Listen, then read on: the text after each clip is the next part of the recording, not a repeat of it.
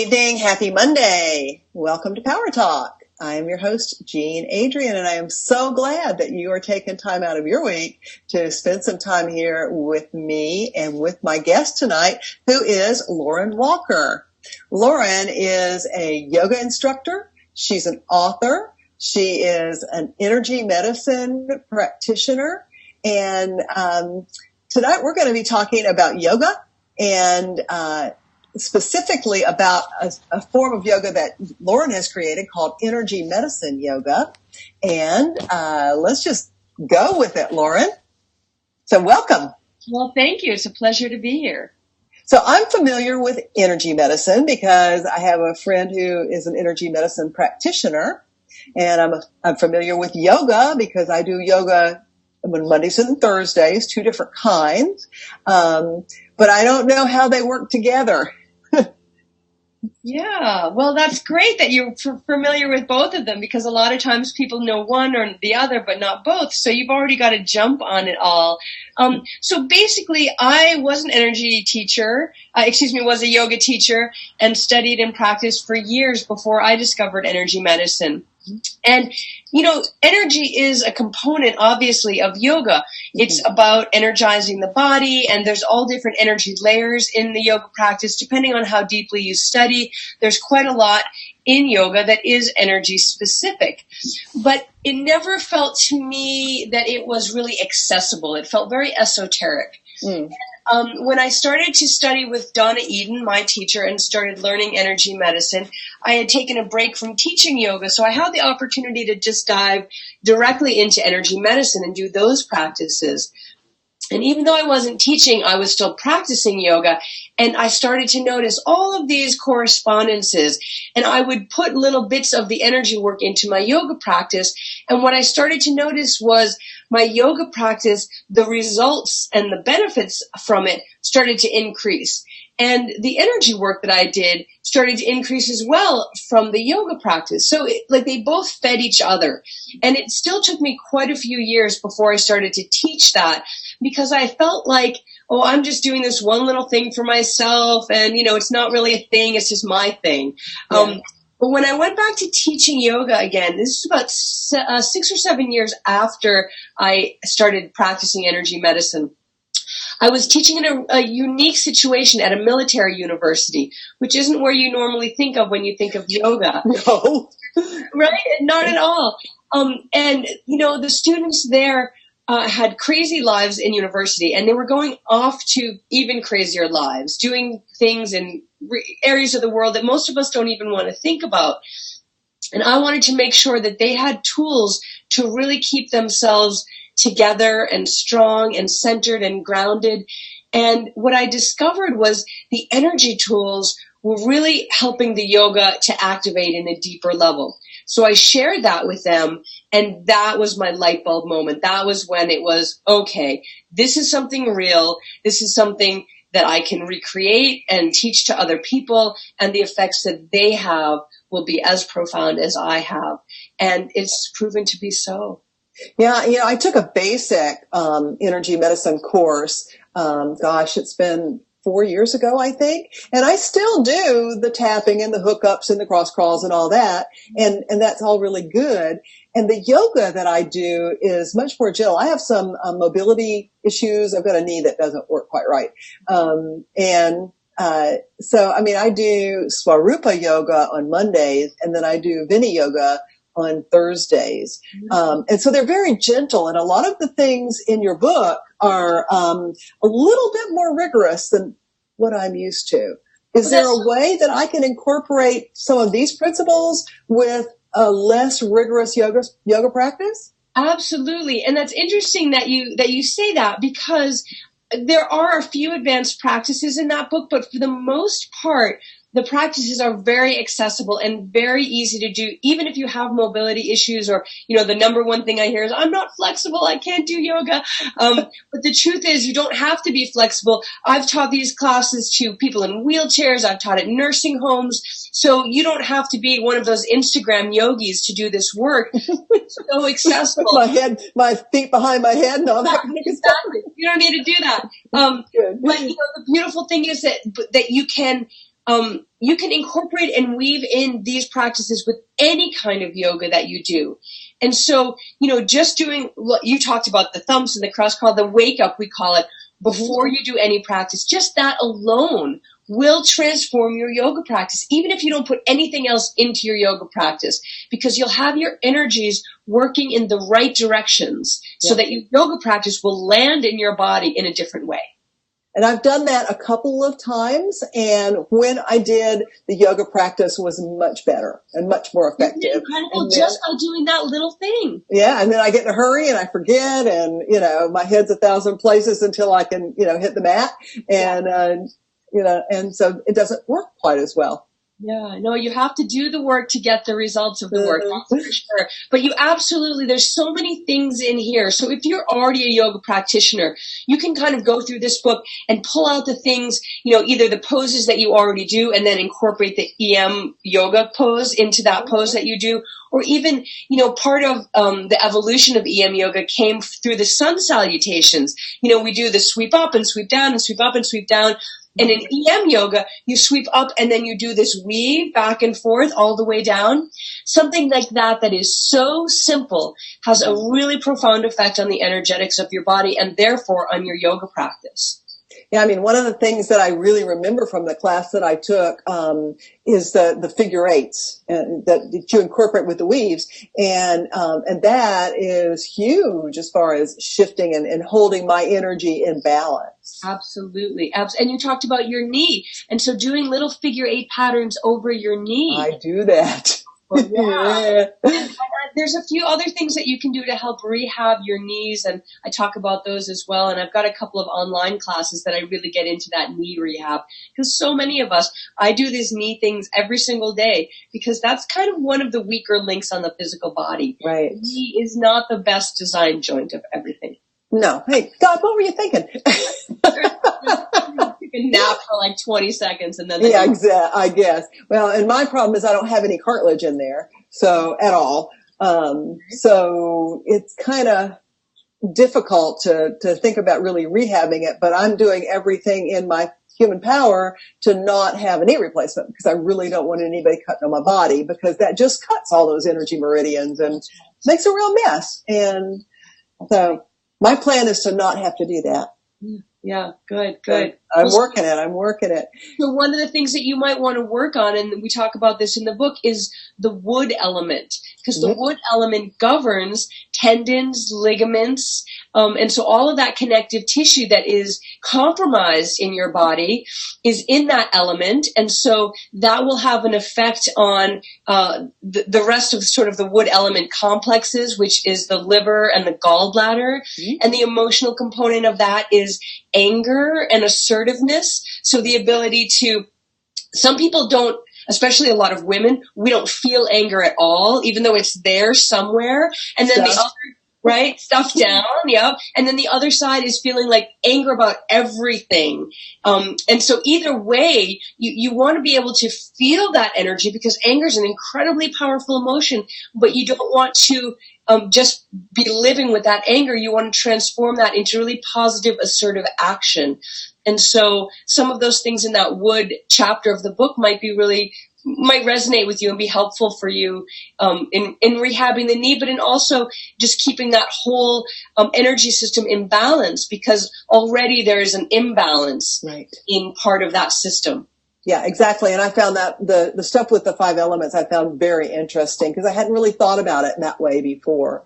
Yeah. So can you share with the viewers just a little bit more about what is energy medicine? Because I think a lot of our viewers may not have a clue. Sure, yeah. Well, actually, you probably have more of a clue than you think. So energy medicine, it's sort of all around us in a way. If you've ever had acupuncture, which so many people have nowadays, that's energy medicine. A lot of people now have Reiki done to them or do Reiki. That's energy medicine. If you've ever had an ultrasound, that's energy medicine. An MRI, all of that is energy medicine. And so there are things both in Western medicine world and in sort of non-traditional, you call it Eastern or alternative medicine, that is energy medicine. Even things like if you've got a stomach ache and you hold your belly, that's energy medicine. If you have a headache and you put your head in your hands, or you're just feeling down, and so many of, I've got my glasses on, I'll take them off for a second. So many of us do this, like, oh, this day isn't ever going to end. So you think you're just like putting your head in your hands, but what you're actually doing, there are all these points all over the head that release stress emotions from the body and release stress and fight or flight hormones from the body. So even if you don't know it, that's what you're doing when you do these sort of naturally intuitive things. And so you've probably experienced or practiced unwittingly energy medicine at some point in your life. Yeah, exactly. So, what makes energy medicine yoga different from traditional yoga poses? Well, I think the specificity of drawing out that energy piece. So we are energetic beings, electrical light beings. And this is no longer sort of that woo-woo, like, we're all light, we're all energy. That's actually the factual truth. That's the scientific, physics proven. We are just light, energy, vibration. We're vibrating at very high frequencies. And so we're really just energy. And so if we can start to understand the language that our body speaks in, which is energy, then we have a better way to influence the physical body and the emotional body and the spiritual body, which are all built upon the energetic body. Mm-hmm. And so in energy medicine yoga, we work directly with that in the yoga practice. And it really isn't esoteric at all. A lot of people think, working with energy, well, I don't see energy and I don't feel energy. I don't think in energy, so I could never practice that. But the truth is, it's right there in your hands, which are electromagnetic. If you run your hand up your arm this way, you're actually drawing energy up your arm. And just like we said, putting your head in your hands or rubbing your belly, these kind of actions work with the energy of the body. And so we do that very specifically, very pinpointed for what we want the energy to do, what we want it to go along specific pathways in the body. There are 9 energy systems of the body. And so you think about, you can think about the physical body with the blood and the breath and all of that. Or you could think about it more mechanically in a way like the highway system, right? You've got roads that go one way and roads that go both ways. You've got clover leaves and roundabouts and all this kind of stuff. And if the cars aren't going the right directions, you have mass chaos and casualties and all kinds of things, stopped traffic and things going wrong left and right. Everything goes smoothly. Everybody gets to work on time and they get home and to their dentist appointment. Everything works smoothly. It's the same thing in your body. You've got clover leaves and spirals and one-way streets and two-way streets. And so what we do in the yoga practice is make sure that everything is running smoothly. No, there's no cars going the wrong way down the one-way streets. There's no cars going the wrong way down the roundabouts. And that's what happens if you have pain in your body, anywhere in your body. That's energy that's stuck. So you can think of it as a traffic jam. Nothing in the body should hurt ever. And if you have pain, it's giving you information. And so if you've got a traffic jam in your body, what you need to do is get those cars all separated again and moving in the right direction. And then the pain resolves. And that's what we do in the energy medicine yoga classes. Exactly. And without taking pills, which just makes it worse. That's right. So, yeah. For sure that. Do you consider this practice to be more beginning or more advanced or somewhere in the middle? I really consider this across the board. If you've never done yoga before in your life, you are so psyched because you are going to dive into yoga practice at really like the pinnacle of scientific progress in terms of what you can do physically in the body. And so if you've never done yoga, great. This is a perfect place to start. If you've been practicing yoga for 20 years, dive in here and your practice will transform in ways that you can't even imagine. I have so many students that come to me that they said, I've been teaching for so many years or I've been studying and I'm kind of bored. I'm thinking of quitting yoga. And then I found your class and everything changed. I've got my oldest student is 80 years old and she's in our master training program and she studied every kind of yoga. And this finally, she said, is the thing that lights her up. And she's so excited to start this next phase of life where she'll be sharing energy medicine yoga with her community in her world. So it really is there's no level here. If you're doing one arm flying side crows, this will make those easier and more accessible to you. And if you've never touched... In my dreams, I do that. Right? And if you've never touched your toes, this is a perfect place to start. We'll get you in and get you understanding the body and deepening your flexibility in your mind and your body. Fantastic. Can you share with the viewers a couple of just really simple daily practices that they might want to add into their routine, whether they do yoga or not? Yeah, sure. I mean, the easiest thing to do is the wake up. And that's in both of my books. I've got YouTube videos all over. There's free content everywhere to find out this.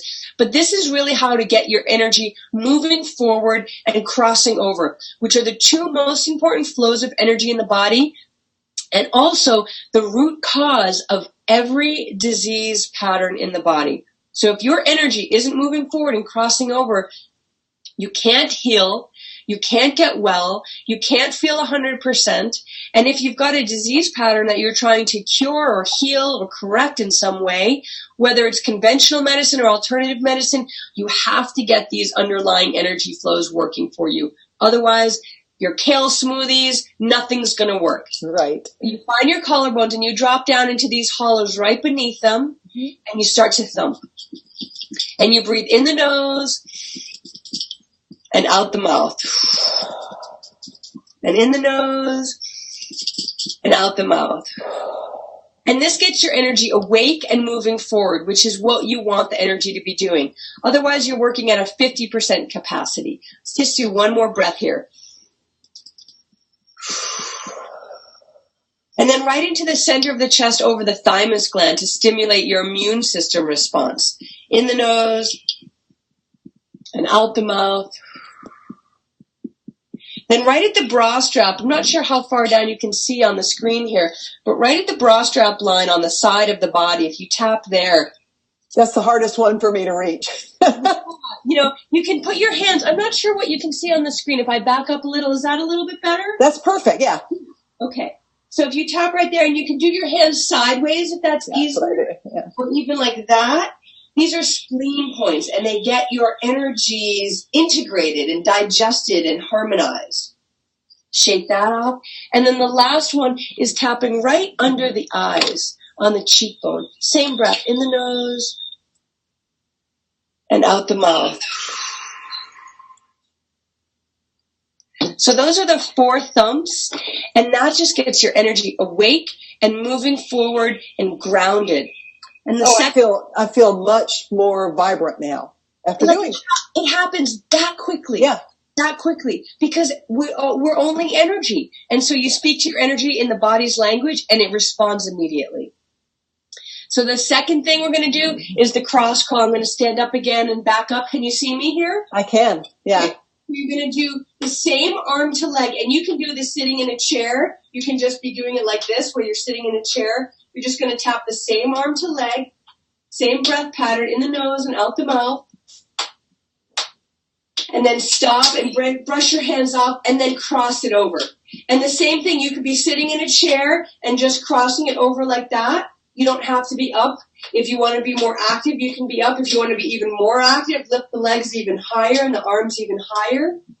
And you want to do about twice as many crosses as you do straights. And after you do a few of those, just shake your hands off.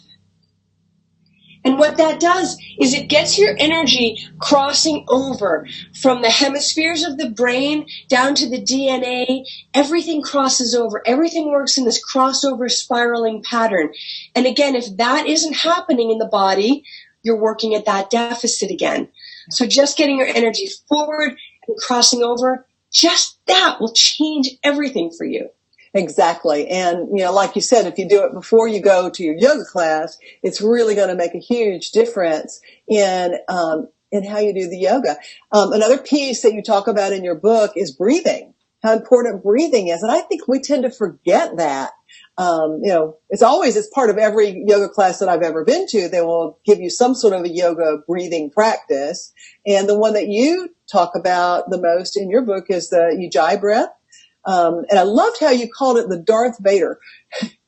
Because that's one of the things that when I first started doing the Swarupa yoga where they use that breath, I didn't completely get what she was telling me to do. She said, now tighten up the inner muscles in your throat. I'm like, okay. And then you're supposed to be hearing it. I'm like, yeah, and how? Right? Yeah. And as soon as you said Darth Vader, I was like, I got that. Nice. You know, another thing that I often say to people is like you're fogging up a mirror or your glasses when you're going to clean them.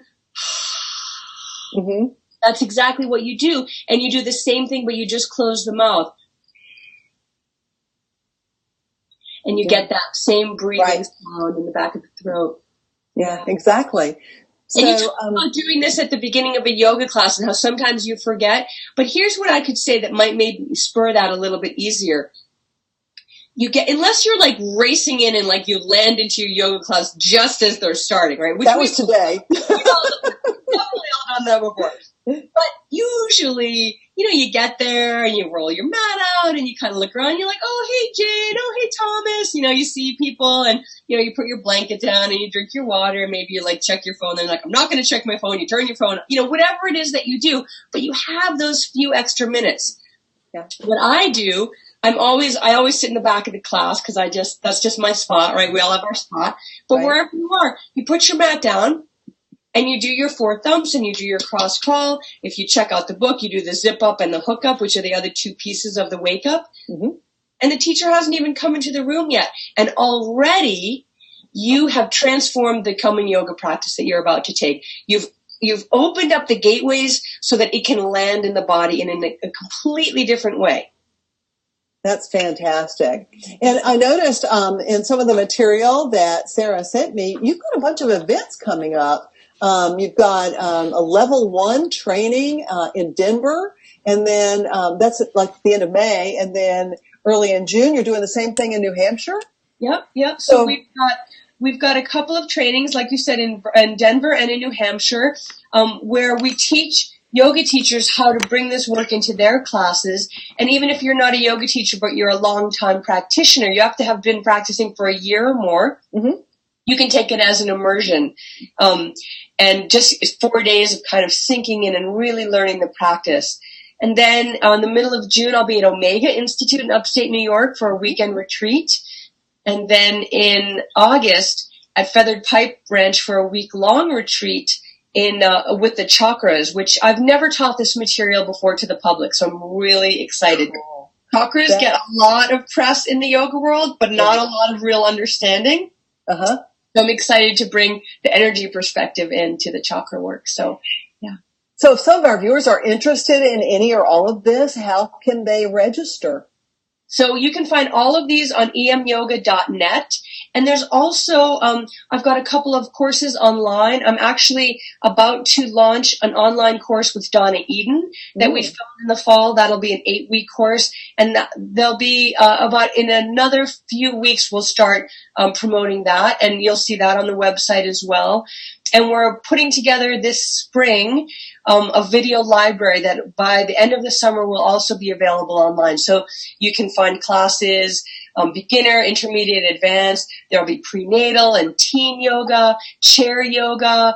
We're doing a bunch of stuff so that people have options.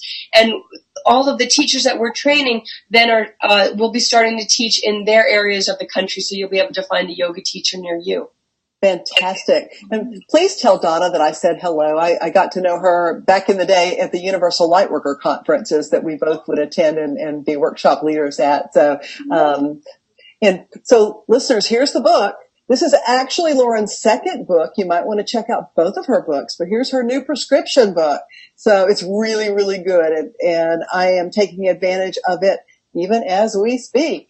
And thank you so much for joining us tonight, and best wishes for everything that you're doing and ongoing success. Awesome. Thank you so much. And please feel free to reach out, and any of your listeners, I'm here to serve this work and to serve you. So if you have any questions or concerns or thoughts, or I always like a good haiku, write to me through my website. I'll on back to you. I love hearing from you guys. So thank you. Fantastic. Oh, that is so great. And so, viewers, next week, my guest is going to be my dear friend Simran Singh. And we're going to be talking about conversations with the universe and how to find love inside as well as outside. So be sure to join us for the show and meet my friend Simi. And until next week, remember, people who take responsibility for their lives create the reality they desire. I love you all. Ciao.